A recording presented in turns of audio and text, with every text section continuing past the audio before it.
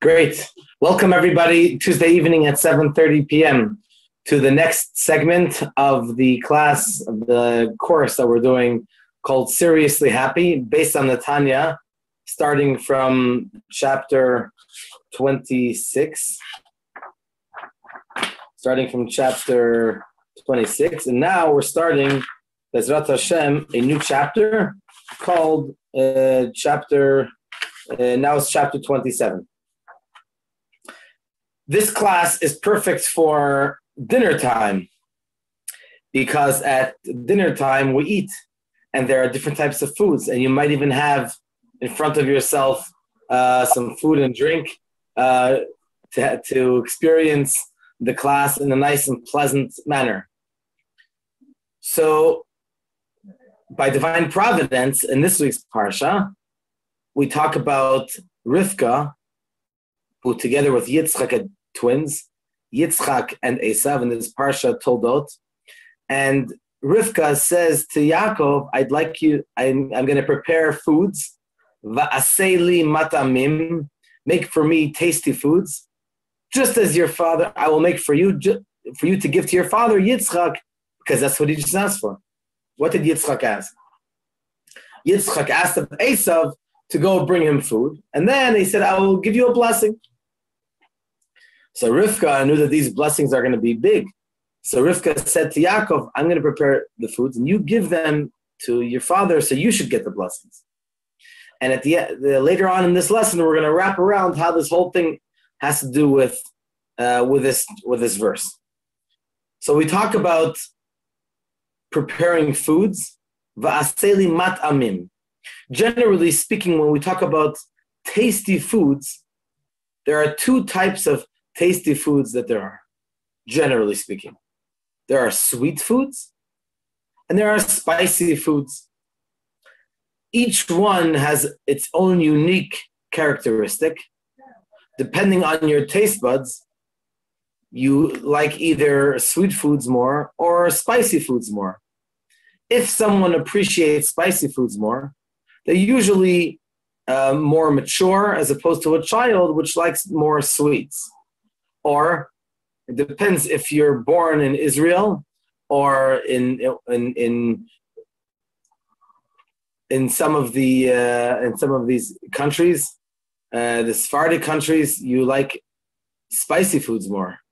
Or if you come from Canada, just as myself, or United States, I'm guessing that you're more leaning to the more sweet foods. In fact, if you give me too much of a spicy food, you're going to have to call the fire engine to go and put out the fire in my mouth. So it all depends on each person. So it's in Hebrew there's a good phrase, al tam v'reach en lehitvakeach. For taste and smell, there's nothing to argue about, because it's not like if this is tastier or that's tastier.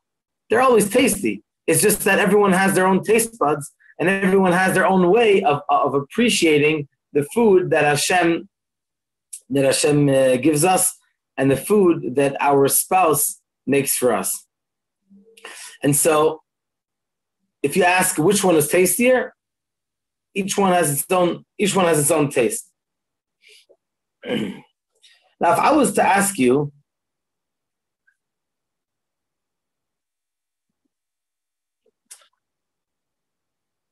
okay, so before I present you with a question, I want to explain the difference between the two types of tastes. There's the sweet taste and there is the spicy taste. Don't worry, I'm going to get to the Tanya soon. I'm not getting off track. Each one is special. What is the specialty of a sweet food? The specialty of a sweet food is that it gives you more pleasure. It calms you down. It perhaps even gives you some kind of nice sweet taste. As opposed to the spicy taste, is probably something which is going to challenge you more. When you're a little bit older than a child, and you can appreciate that there is something which can be a little bit of a sharp taste or a very sharp taste, and it can still give you some kind of benefit. So whether taking ginger or raw onions can at first glance be very, very intense and even make you tear sometimes, but it can take away, God forbid, it can protect the person. It can strengthen your immune system against different things like corona and the like, God forbid. So it can be beneficial to you, and you can even enjoy it. At the first moment, it's going to be... I remember we used to have a Verbreng in yeshiva, and one of our teachers, at the first moment, when he had the l'chaim, he would go make this face. And then after the l'chaim went down, he said, ah. So I don't appreciate it because I don't know how to drink, Baruch Hashem. But I remember the two different expressions, facial expressions, that in the beginning, which is very intense, can be uncomfortable. But then, if someone appreciates, like some people do appreciate a good whiskey, wow, that was smooth. I can never understand how something which is not smooth, you can tell the difference between something which is that and something which is smooth. But anyways, you have to speak to the professionals. But something which is sharp, so to speak, something which is spicy or intense, there can be a pleasure. What is the pleasure? That someone that is more, perhaps more mature, more tough, someone that can really take more than if something which is spicy can be somewhat pleasurable. So let me ask you, how would you compare these two tastes to something which is either sweet or sharp, spicy? What two different levels of service of Hashem can we interpret these two types of tastes? You feel welcome to write into the chat in Zoom or into the comments on Facebook on the Chabad Rechavia Facebook Live page. You can suggest. Let me see if I can go quickly and seamlessly into the comments. What kind of service of Hashem would be quote-unquote sweet, and what kind of service of Hashem can be quote-unquote spicy and sharp? Let me see if we can go into the... here we go. I'm not so good at this, but I guess I should... Here we go. Here's the chat. Shalom. Malka Ruth, how are you? Welcome. So I can't really see everybody who's on the chat, but who's on the Facebook Live. But as you're typing in your answers into the chat and to the comments, I'm going to suggest that a sweet taste is the service of Hashem of a tzaddik. A tzaddik is a perfect person, a perfect neshama. He beautifully enjoys the service of Hashem. It's almost like pleasurable. You can see it on their face, davening for hours or learning Torah. One of the leading Chabad rabbis over here in Yerushalayim, his name is Rabbi Farkash, and I learned by him halacha almost 20 years ago, and he told us of how he remembers Rabbi Shlomo Zalman Auerbach. I'm sorry, he was talking. Rabbi Shlomo Zalman Auerbach was a great halachic authority. He lived right here in Shari Chesed, but he passed away perhaps around 20 years ago. But I'm talking now about Rabbi Elyashiv, Rabbi Yosef Shalom Elyashiv, who was a tremendous Torah giant in halacha. And Rabbi Farkash, he just passed away just a few years ago at the age of, I think, 102 or 105. And Rabbi Farkash told us of how he remembers 50 plus years ago, how Rabbi Elyashiv would sit and learn Talmud, Gemara in the yeshiva. And after Rabbi Elyashiv passed away, I remember on one of the observant radio stations, they played a tape, a recording of how he would sing and learn. That's exactly what Rabbi Farkas told us. Like for hours, literally for many hours, he would sit in the yeshiva, sit in the shul. There was no one else there. And he would sing beautiful tunes, just enjoying the Torah. Tremendous, tremendous Torah giant. But I'm just pointing out, there are many Torah giants. I'm pointing out the love of Hashem and the sweet taste, the sweet type of learning and connection with Hashem, which is just so beautiful. So that's the service of Hashem. There are no challenges, and that's really what this is going to be the connection to this chapter in the Tanya, similar to the last chapter that we learned, that the Beinoni, the regular person, has a lot of challenges, and it could be as challenges for all his life. But the tzaddik is pleasurable. The perfect example that's brought for this in Kabbalah and also in Tanya it's called Mayim Betan Nugim, water which is enjoyable. In other words, water flows. You see the river flowing nicely, nothing in its way, and it's just traveling. Hashem wants it to move, so it moves, and it keeps on going nicely and seamlessly. And so that's really what is connected to the idea of water. But in any case, that's the avodah of a tzaddik. A righteous person, a perfect neshama. As opposed to the Beinoni or the regular person that we all strive and aspire to be. The Beinoni is a regular person. He's not this holy individual with struggles and challenges and temptations, but he succeeds to overcome each and every one of them. The Beinoni makes the effort, doesn't get pulled down by the fact that there are challenges, and he ends up overcoming all of his challenges. That's something which is very, very unique. And that's compared to the spicy food, which the spicy food is sharp and in the beginning unwanted and non-pleasurable. But in some way, a person, namely the Beinoni, should be able to develop a taste for this kind of avodat Hashem.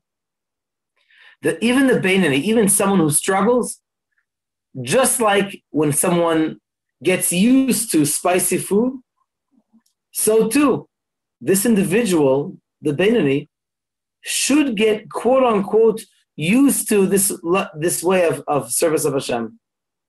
And it's because that the Beinoni is someone who understands his place in the world. He understands that this is how Hashem made him, not a perfect neshama like a tzaddik. Rather, a person that's meant to struggle, not in the negative sense of struggle, rather in the positive sense of really making a difference and an imprint in tikkun olam for the entire world. It's interesting that the Talmud also refers to the Torah as being a spice. Now there could be also sweet spice and a non-sweet spice, but the concept of a spice, interesting how the Talmud in Kiddushin refers to this. Talmud says, Hashem says to Am Yisroel, my children, I have created a Yetzer Hara. I've created an evil inclination. However, ubarati lo Torah tavli. However, I've created for it the Torah, which is a spice. And if you learn Torah, if you involve yourselves in Torah, ein atem nimsarim biyado. You do not get given over to him. Like it says that in the first parsha, that a person has the ability to overcome the Yetzer Hara. However, if God forbid a person does not learn Torah, then the Yetzer Hara can overcome the individual. Why does the Torah compare? Why does Hashem compare the Torah to spices? Seemingly, it would have been better to compare it to someone who totally gets rid of the Yetzer Hara. But according to what we learned now, and that's what we're going to explain in a moment, that the Torah does not get rid of the Yetzer Hara. The Torah gets the Yetzer Hara to go along with it. In the language, in the text, in the context of Kabbalah, these two types of tastes, sweet and spicy, can be compared to two different types of service of Hashem. One is called ithapcha, and one is called itkafia. They're both Aramaic. The word ithapcha is, you might remember the word v'nahafochu on Purim, that Hashem totally turned over the challenge of Am Yisroel into a victory. V'nahafoch, to turn something over. Hashem turned v'nahafoch, v'nahafoch, v'nahafoch, v'nahafoch, v'nahafochu. So Hashem totally turned over the evil plot into victory. The next word is itkafia, from the word of lichpot, kfiyah, to force. So to force is basically a struggle. So if two people are wrestling, and there are two scenarios, one scenario is where the person that wrestled gets the other guy down to the ground and totally forces him to be non-active. So the individual is forced not to do anything. You know, in the images, unfortunately, we should never see these images, but sometimes we see them where there's, unfortunately, the riots in America have gotten very, very violent over the past few months. And you can see in some of the videos where some people are coming to loot a store or something, and the owners, they hold the guy down until the police comes. So holding the guy down means that the guy is not active. Soon the police will come and take care of them. If for one moment the owner of the store gets up, then he can be, God forbid, putting himself at risk with this individual who's trying to hurt, and perhaps even worse than that, God forbid. That's itkafia, to force the bad not to be active. Then you have the ithapcha. That's the first one, of turning over. What does that mean? That you manage to totally turn over, to totally, what's the word I'm looking for? To change the entire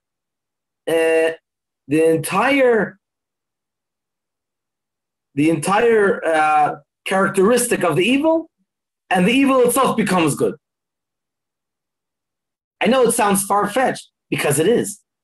For a regular person, we don't have the ability to take evil and to turn it into good. Evil is evil. We need to stay away from it.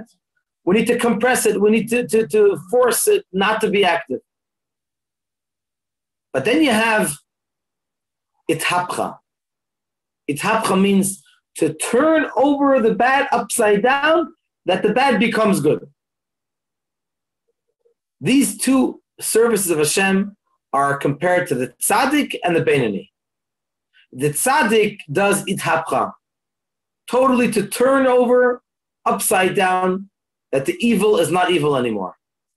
As David HaMelech says in Tehillim in chapter 109, and it's quoted in chapter 1 in the Tanya, V'libi chalal b'kirbi, and my heart is empty within me. What does it mean, is empty? The evil inclination, the Yetzer Hara, is mainly in the heart, while the Yetzer Tov, the good inclination, is mainly in the mind. the Yetzer Tov is also in the right side of the heart, but the main idea of the heart is the evil inclination, is the Yetzer Hara. So David the Melech proclaims, "V'libi chalal b'kirbi." I have succeeded to rid myself of the Yetzer Hara, of the evil inclination. That is something which is remarkable, outstanding, extraordinary. A regular person cannot get rid of the Yetzer Hara. You can tame it, you can control it, you can control yourself. But to totally get rid of the Yetzer Hara, it's not a regular thing. This is reserved for tzaddikim.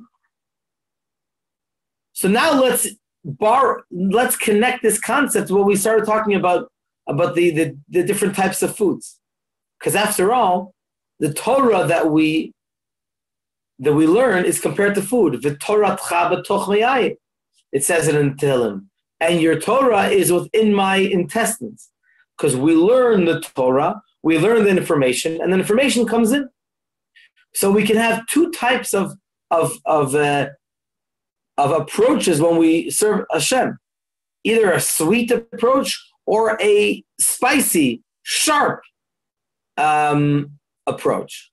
The tzaddik it's all about sweetness.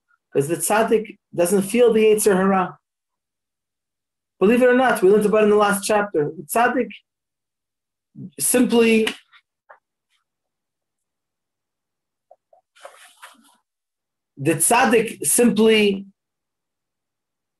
enjoys what he's doing because there's no spiciness, there's no bitterness, there's no sharpness like you have by an onion or other spicy foods or fruit or vegetables. It's just pleasurable, sweet, honey. That's how the tzaddik looks at it. That's how his service of Hashem is. As opposed to a Beinani or a regular person, that's a life of itkafia. So the tzaddik is ithapcha, turning it totally upside down and making it good. But that's not in the power of regular people. The regular person, the Beinani, is the struggler. He wrestles a lot. He doesn't succeed to tame, to turn over. He does succeed to tame. He doesn't succeed to change the bad into good. And so therefore, this is a process of spicy food, of consuming something which is not sweet, not pleasurable, not necessarily pleasurable. Perhaps he can get himself to get used to spicy foods. But there's no question that he still struggles with the Yetzer Hara. So let me open the question to all of you. And you can please respond in the chat and in the comments. What do you think is a better method of service of Hashem? Is it better to conquer the bad? Or is it better to control and tame the bad? Is it ithapcha, turning it over, or itkafia, forcing it to be non-active? Is it sweet, a sweet level of service of Hashem, or is it better to have a quote-unquote spicy and difficult, challenging method of service of Hashem? Let's give you all 30 or 60 seconds.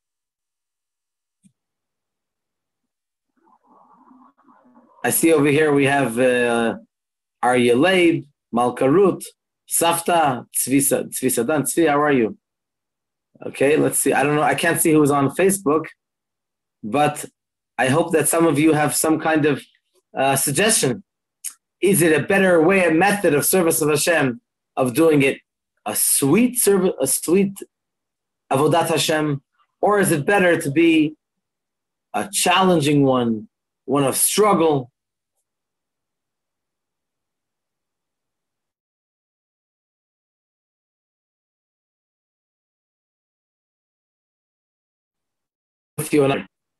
it's not so much a story, it's more a lesson.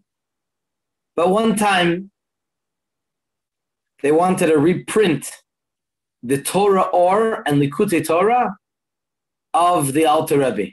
This is already 100 years ago, in the time of the Rebbe Rashab, in the time of the Rebbe Rashab, the fifth Chabad Rebbe. They wanted to reprint the Alter Rebbe, the Alter Rebbe's Torah Or. They could understand that the Torah Or and Likutei Torah, they were printed about 100 years before, 150 years before that. And it was just being reprinted. So the letters were unclear, small, difficult to learn. At the time, the Rebbe Rashab said not to print it, not to reprint it. Why? Because he said that when you learn Torah, an important factor is the effort, the challenge. If it comes easy, it's nice and sweet, nice and pleasurable, then you're not going to put yourself to it. You're not going to put your head and make sure that you figure it out. It just comes easy. And so therefore, he said they should leave it like that. But our Rebbe encouraged to reprint all of the Svarim of Chassidus, because the Rebbe said that in today's day and age, as part of the spreading Chassidus outside, chutza, quote unquote, we need to bring it to the people. We need to make it easier. In other words, there's always going to be another level of striving. But let's bring it let's make it easier so that people can hopefully relate to it. People can hopefully try to make it easier for people to want to open the book and to be able to learn. Either way, there's going to be an effort. But what's the point that I'm trying to bring out? Is that very often there needs to be the effort. There are these two methods of either sweet and pleasurable or effort and sharp and spicy. Let me see if there are any responses. It's okay if there are not. Whoops.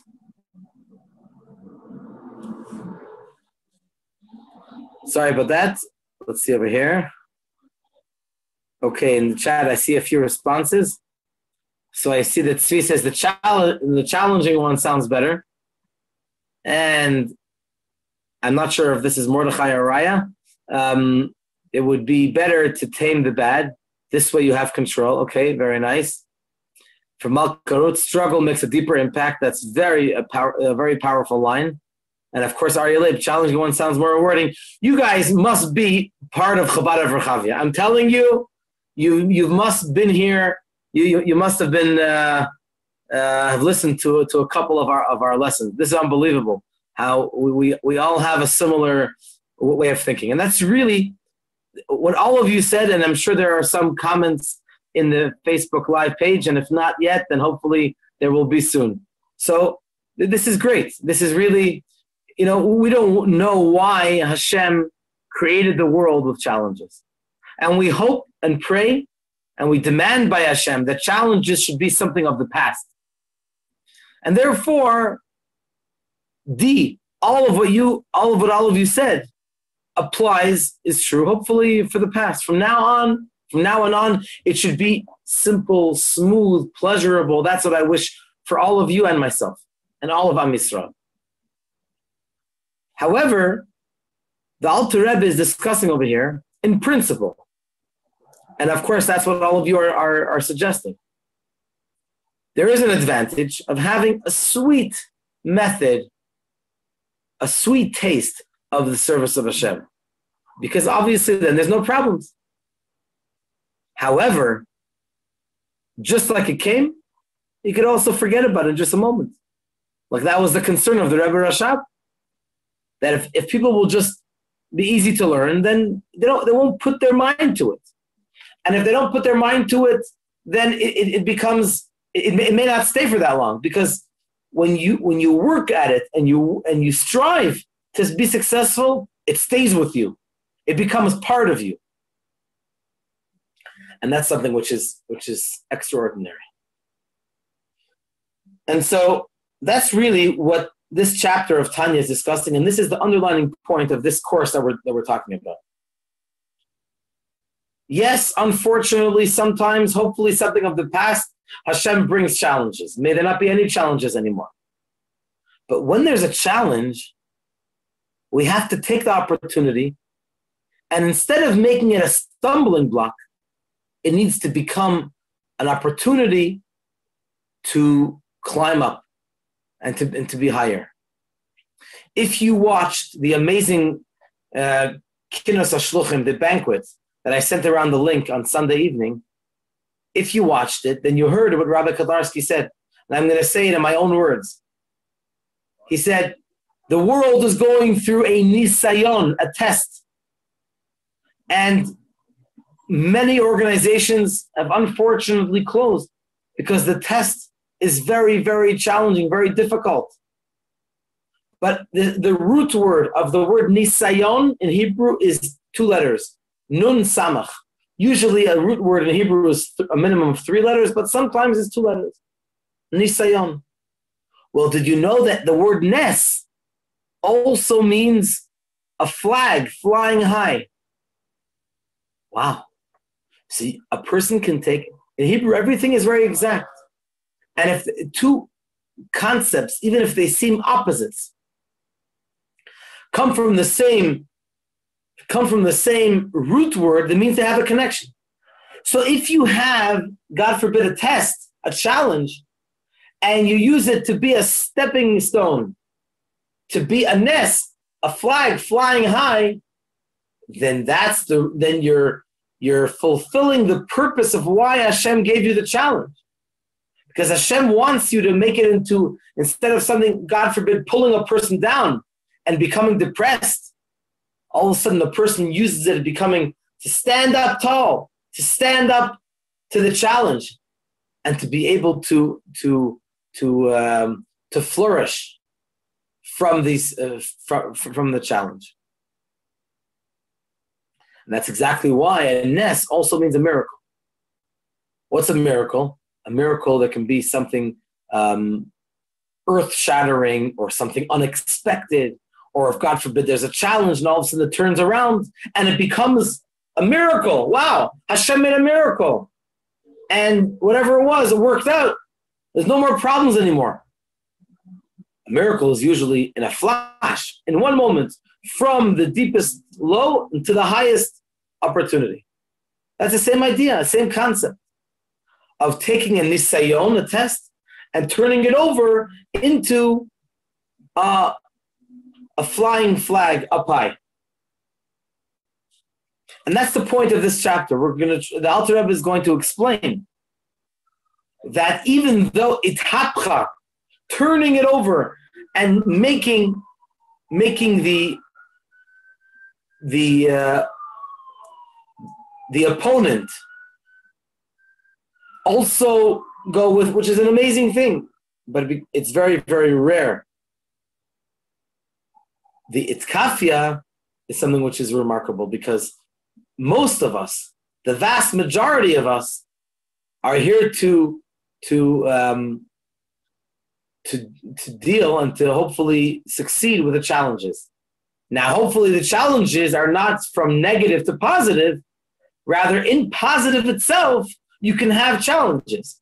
You can have a much, much higher level of service of Hashem, which the higher level is a challenge in relation to the earlier level.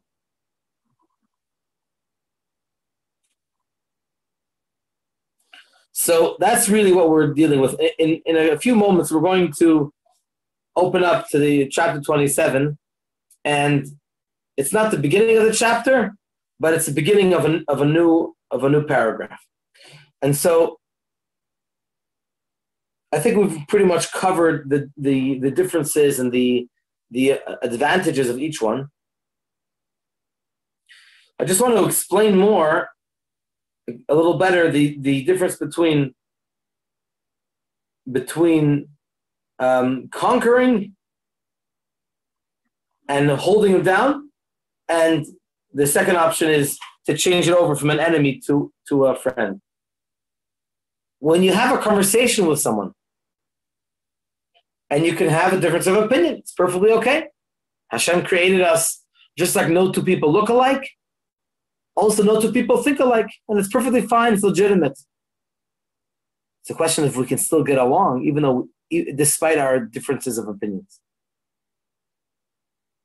And so one opinion is, one method is to force a person. What does that mean?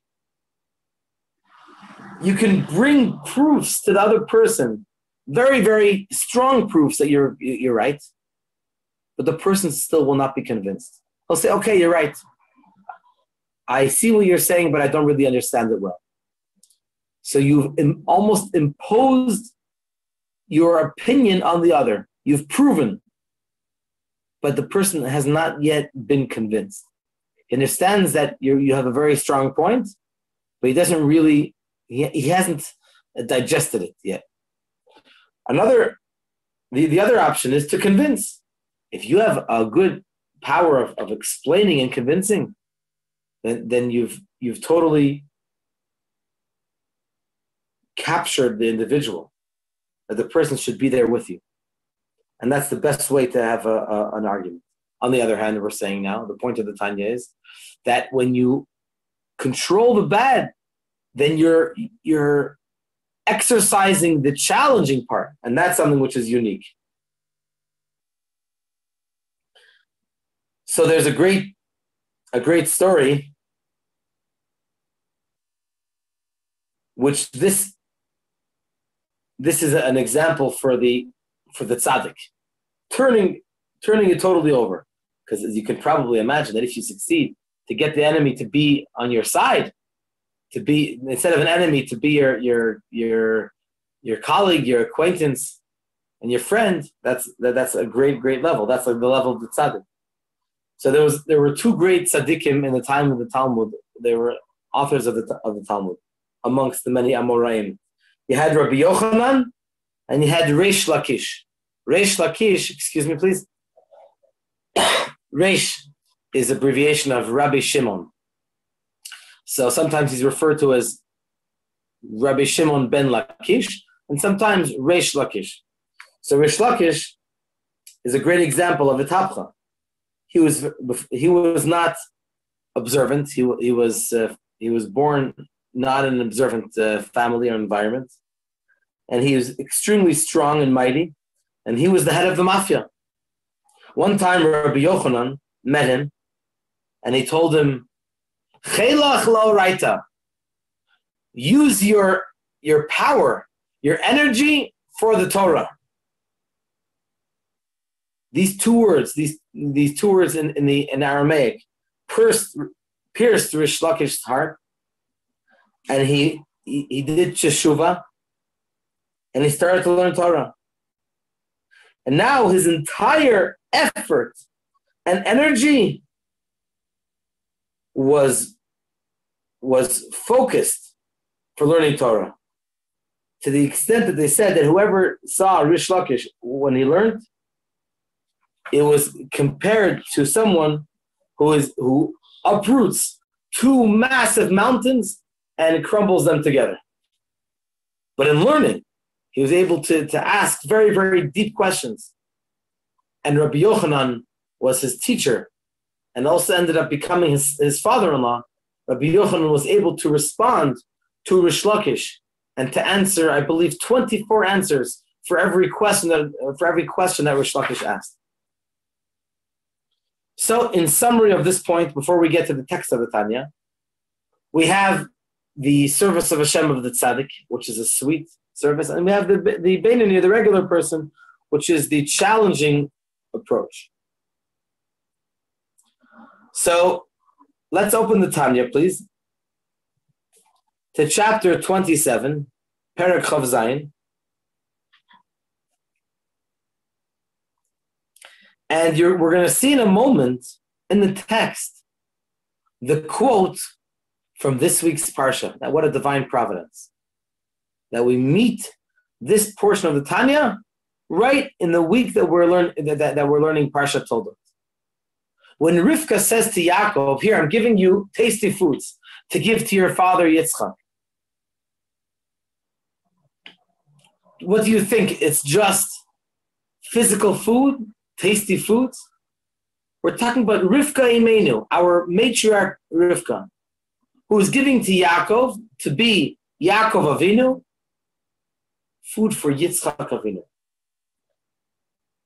In the Parsha video that I'm going to send out, Bezrat Hashem, in 2 days, you'll see a beautiful anecdote regarding the relationship between Yitzchak and Yaakov and Esav and Rivka. Rivka and Yaakov, and Yitzchak and Esav. But this is all spiritual. When the Torah talks about these tasty foods, we're talking about a spiritual, not only, of course, obviously also physical, but in addition to that, it also means on a deeper level, these quote-unquote tasty foods. These are different levels of Torah and understanding Torah and learning Torah that Rivka is giving to Yitzchak Avinu. So these matamim, these tasty foods, refer to the two types of service of Hashem. So if you have Perek Chav Zayin open in front of you, chapter 27 in the original text of the Tanya, you should see over there, approximately 19 or 20 lines down, you should see, I believe it's the top, in Perek Chav Zayin, it should be after you turn the page, right at the top over there of the when you turn the page. Ushnei mine nachat ruach lefanav yitbarach l'mayla. There are two types of pleasure that Hashem has from our avodat Hashem. Echad, number one, mibitul hasitra achra legamri, from totally getting rid of the sitra achra, the other side, the impure powers. And this, the itapcha, and the turning over of mimeriru lemitka, from being bitter to sweet, umechashocha linahora, and from darkness to light. Al yidei tzaddikim. That's through the tzaddikim. That's number one, the sweet type of service of Hashem. Because once you've gotten rid of the bitterness, then it's all sweet. There's to begin with, the tzaddik doesn't even see the bitterness. The tzaddik is in such a high level that it's so pleasurable, it's so sweet, it's so wonderful, like the purity of a child. The Hashemit, and the second method of Avodat Hashem, kadit kafia sitra achra. When we force in, we control, we try to force, but oda b'takva ugvurata, while it's still strong and with all its might. Umagbia atzma kanesher, and the evil powers lift up themselves like an eagle. Umisham morida Hashem b'taruta dilatata, with Hashem's power, that and the awakening from below, we bring it down. We don't allow it to lift up its ugly face. Al yidei habeinim, through the regular people. And here's the verse. V'zeu sha'amara katuv, and this is what the verse states. Va'aseli matamim kasher ahavti. Yitzchak Avinu says, make for me the good foods as I like. He said it to Esav, but in the end, Rivka preceded him and gave it to Yaakov to give to Yitzchak. Matamim l'shon rabim, tasty foods, in a plural sense. Shnei mine nachat ruach, there are two types of pleasure. V'huma amar shechina lebana, this is what the Shekhinah, the divine presence, says to its children, Klalat Yisroel, the general Am Yisrael, Kedapirsha b'tikunim.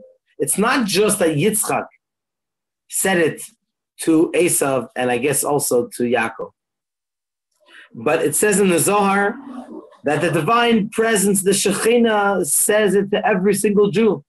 Va'aseli matamim kasher ahavti. HaKadosh Baruch Hu, the Almighty God, loves our tasty foods, our different ways of service of Hashem. Sometimes there's the sweet foods, and sometimes there's the bitter, challenging, the bitter foods. Whether we call it the sweet foods or the bitter foods, it doesn't matter. Hashem has quote unquote nachat ruach and pleasure from our service of Hashem. And that's what Yitzchak means on a deeper level. Va'asei matamim kasher ahavti. Make for me this tasty and delicious food. Okay, let's continue in the text. In the middle of chapter 27 of the Tanya. And just like with the physical foods, derech mashal. For example, there are two types of pleasurable foods. Ma'adan is a pleasure.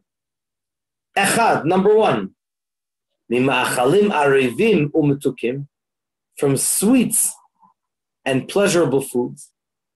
V'hasheni, and the second one is midvarim charifim or chamutzim, from spicy or sharp, quote unquote, sharp foods. Rak shehem metubalim umetukanim heitev, but they're probably spiced properly. Ad shenasu madanim hashev nefesh, until they can return the soul. Like we said earlier at the beginning of the lesson, that each food has its purpose and it can really help a person strengthen their immune system or to get rid of something bad, God forbid, that might be in the body. So this can be beneficial. Each food has its own purpose. And this is what the verse states. Kol pa'al Hashem l'ma'aneu. Everything that Hashem made is for him. V'gam rasha l'yom ra. And also an evil person for a bad day. What does that mean? Pirush. That means sheyashuv mirish'o, that this rasha, the evil person, should return from his evil acts. V'yaseh harasha lo yom, and he should turn his bad into yom ra'ah. He should change from the ra'ah, from the bad, from the evil into good. V'or lamala, and he should make it light and pleasurable for Hashem. How does that happen? Here's a quote from the Zohar. This might be the most quoted statement from the Zohar in Chassidut. Kad it kafia sitra achra. This is summarizing our class. Kad it kafia sitra achra. When one forces in and controls the evil inclination. And it lifts up the glory of Hashem above. Usually when we use the word histalkut, usually by a tzaddik, even by a regular Jew, we say the person was histalek. What does it literally mean, histalek? Went away. The neshama unfortunately left the body. Then the loved ones feel, when they hear that the person was nistalek, they feel very hurt. They feel very distant from their loved one because there was histalkut. But based on this verse, the Rabbi explains in the first mimer, in his inauguration for Brengen, exactly, it's almost 71 years ago, that it's 70. It's almost, in a couple of months, it's going to be 70 years. Wow, that's a huge accomplishment. And so the Rebbe says over there that istalkut does not mean that it goes away, the neshama goes away. On the contrary, it means that the neshama remains over here on an exalted level, on a much, much higher level than it was before. So the neshama can have a much stronger connection to anyone who was involved with it before the passing. He speaks about at the time the passing of the previous Rebbe, it was a year before that.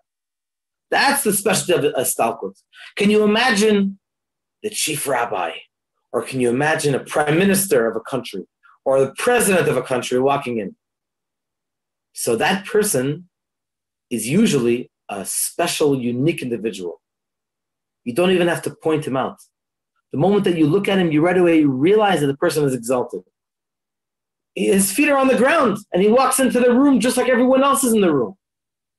But it's almost like down here, but on a totally higher level in the cloud. Like it says about Shlomo HaMelech, Mishichmo v'mala gavoa mikol ha'am. From his shoulders and above, he was higher than the entire congregation, all the people.